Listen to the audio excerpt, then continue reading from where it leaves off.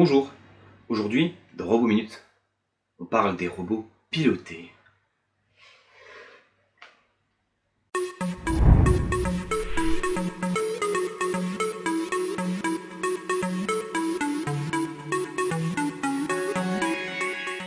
Alors un robot piloté, qu'est-ce que c'est?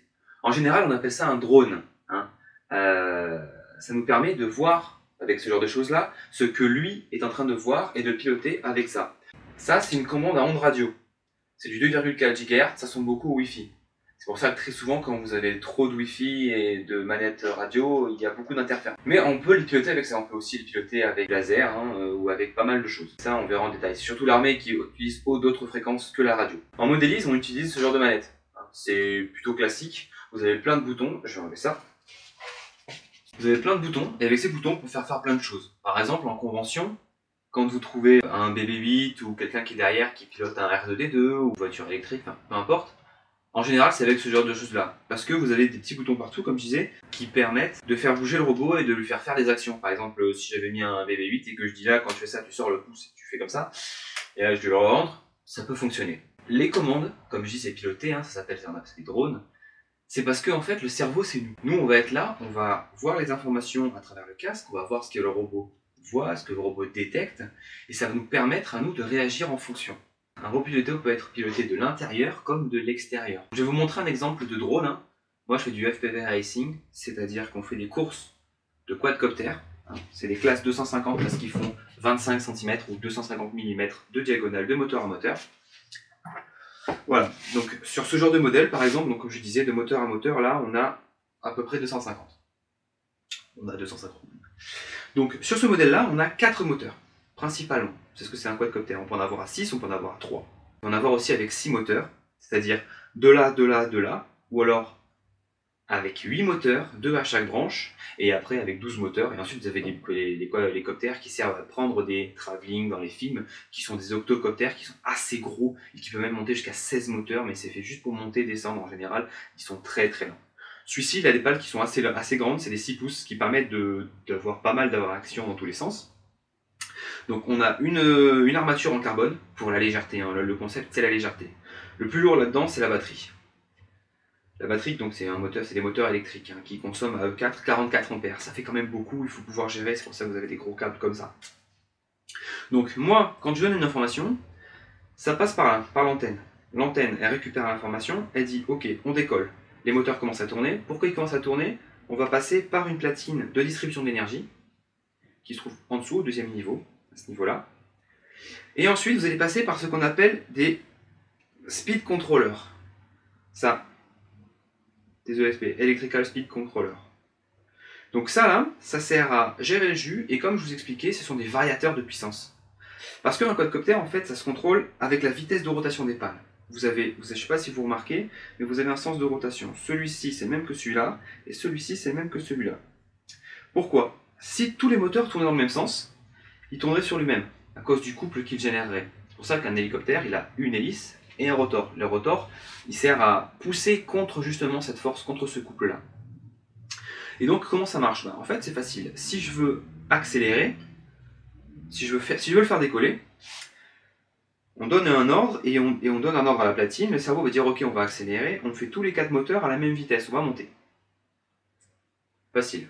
Maintenant, si je veux lui dire bon, maintenant on va aller en avant, qu'est-ce qu'il va faire? Il va accélérer légèrement cela pour pouvoir voler dans ce sens-là.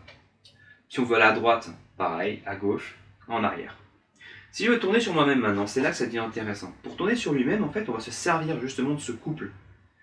Par exemple, je veux tourner à droite. Ceux-là, ils tournent dans ce sens.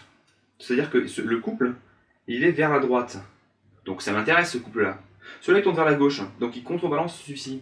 Cela ne m'intéresse pas. Du coup, je vais légèrement ralentir cela et accélérer légèrement cela. Pour garder la même portance, mais pour qu'on puisse commencer à tourner sur moi-même. Et ainsi de suite dans tous les sens, à droite, à gauche. On a des capteurs là-dessus. On a la caméra, on a un GPS et on a à l'intérieur un gyroscope avec un PID. Alors un PID, j'en reparlerai plus tard, mais en gros c'est l'asservissement avec un lissage. Donc je refais le schéma. Quand j'envoie une information de ma manette, ça passe par là. On passe par la distribution pour les moteurs, mais avant on passe par le petit contrôleur qui est au centre. On appelle ça le flight controller ou la flightboard. Ensuite, on envoie au moteur et on vole. Mais j'ai la caméra aussi qui est là, qui repasse par ici et qui envoie cette antenne-là. Cette antenne-là, c'est un espèce de petit champignon.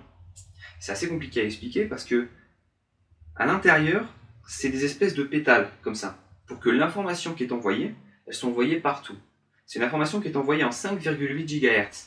C'est-à-dire qu'elle est beaucoup plus rapide, beaucoup plus précise que la 2,4 GHz, et c'est pour ça qu'on envoie la vidéo pour avoir la bonne définition. Mais le problème, c'est qu'elle est quand même assez tatillon, elle est fragile. Il suffit qu'elle passe derrière un mur, ou derrière un gros arbre, et on voit plus grand chose. Et ce qui est assez dommage. Si vous perdez une frame, deux frames, ça va. Mais si vous en perdez quelques secondes, vous êtes sûr que le machin, il est quelque part dans un arbre et qui bip à la mort pour vous appeler et vous dire venir vous récupérer. Très souvent, on met des caméras dessus pour l'enregistrement, à ce niveau-là, avec un amortisseur. Je vais l'allumer pour voir ce que ça donne. Hop là.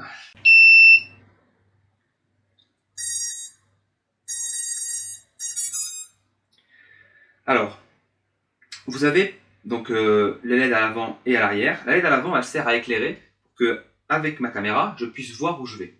Le problème, c'est qu'avec ce modèle-là, généralement, ce qu'on voit, c'est le sol. Plus on va vite et plus on va voir le sol. À l'arrière, on va éclairer pour qu'on puisse aussi être vu. Ça, c'est important. Parce que quand vous allez vite dans les courses, parce qu'on fait des courses à 4, on peut aller jusqu'à 8, mais 4, ça devient pas mal. On peut le faire dans la forêt, on peut le faire sur un parcours. C'est très souvent des parcours, pas de vitesse, mais des parcours où il faut faire digérer les virages. Parce qu'avec ce genre de choses-là, aller vite, ça va. Mais faire des virages serrés, c'est compliqué. Parce que du moment que vous passez cet angle-là, il tombe. Donc c'est assez intéressant. Ça demande des réflexes, et des réflexes que vous n'avez pas forcément. C'est pour ça qu'entre la caméra et l'envoi d'émetteur, on a ce qu'on appelle un OSD, un On-Screen Display, qui vient afficher une information en plus, un espèce de calque. Ce calque-là ressemble beaucoup à un calque d'avion de chasse, avec là votre hauteur, votre inclinaison et une petite croix au centre pour vous montrer où est votre direction actuelle. Bon voilà, on peut le paramétrer, on peut le programmer pour lui faire des trucs. La manette aussi, on doit la calibrer, évidemment, hein. On doit toujours tout calibrer, on doit la calibrer pour le faire fonctionner. Je peux l'éteindre. Donc voilà un exemple de drone.